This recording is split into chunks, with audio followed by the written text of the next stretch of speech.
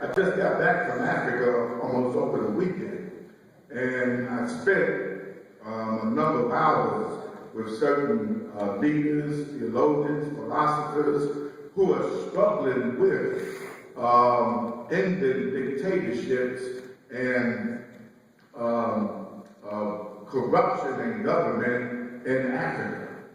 And I left Africa convinced that there is a need for us to critique our own democratic system, which is predicated on, as I mentioned, this thing called individualism.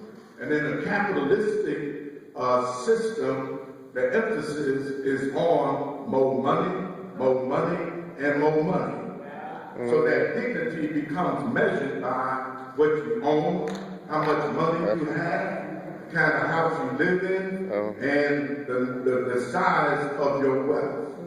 Well, I think we have seen the results and consequences of that kind of system.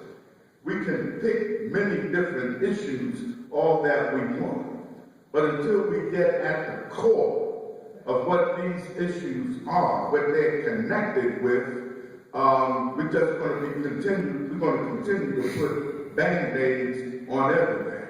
But I want to suggest that what I've learned from our traditional African philosophy and cosmology is simply this, that life is relational. Life is characterized by the interrelatedness, interconnectedness, as well as the relational aspect of reality. So that when we talk about democracy, we want a democracy that is not selfish and greedy, but a democracy that is predicated on the community, predicated on us, rather than just I. We need a democracy that focuses upon the unnecessary suffering of people all over this country. Our democracy must become relational. And what that means is that it has to reach out to touch those persons. For instance, you were talking about workers' rights. It's a shame that people go to work every day and still have to apply for food stamps. There is a need for a living wage. And a lot of us don't realize that when Dr. King died, people did not really die talking about a dream. Dr. King died fighting for workers' rights. And let's go back to the Poor People's Campaign, because even on the 50th anniversary of the March on Washington, nobody talked about the Poor People's Campaign. But what Dr. King had in mind, and what he was organizing, and what his intentions were, to jam up every major city in America until Congress signed an economic bill of rights. That's right. Citizens a job with a living wage. They did not kill him because of Vietnam. There were millions standing up against the war in Vietnam. But when you start talking about dealing with Wall Street, when you start talking about transforming capitalism into a more equitable system, when you start talking about a more equitable distribution of the wealth of this nation, you got to go.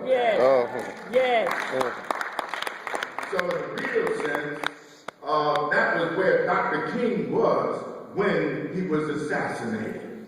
He had intended to assault the nature of capitalism in this country.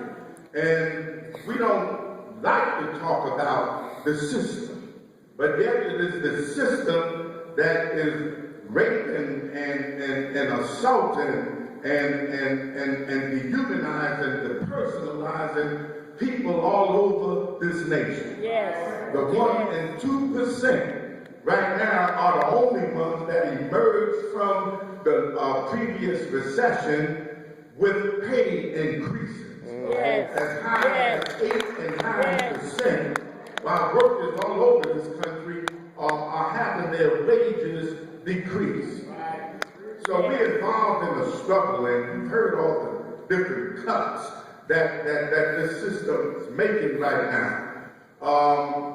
Let me just remind us, and we have some students here that were students that stood up back in the 1960s. Yes. And even Larry, all of us were young back then, that dared to challenge a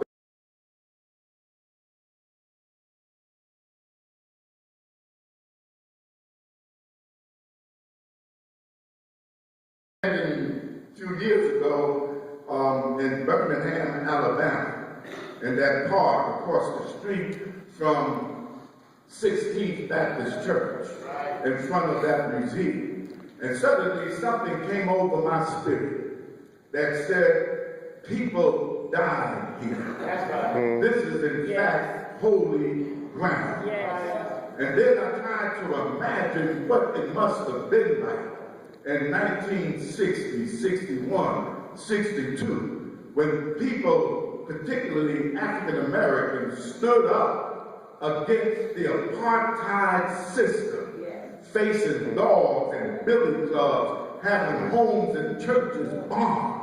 It took a certain kind of courage that we can hardly imagine right now. Yes. And most of us are the beneficiaries of their suffering and their pain. I think about Freedom Summer and Smith, many who were killed, many who were injured and lost everything, but did not bat an eye of fear and anxiety, but stood up until there was real change in America. And I want to challenge our young people today at Winston-Salem State and Wake Forest or wherever else we may be. It has to happen again. Right. Somehow you got, like those young people years ago, will have to say that enough is enough. And that things can be better than they are. And if we do not struggle today, you will reap the consequences tomorrow. Do I have a witness? Yep.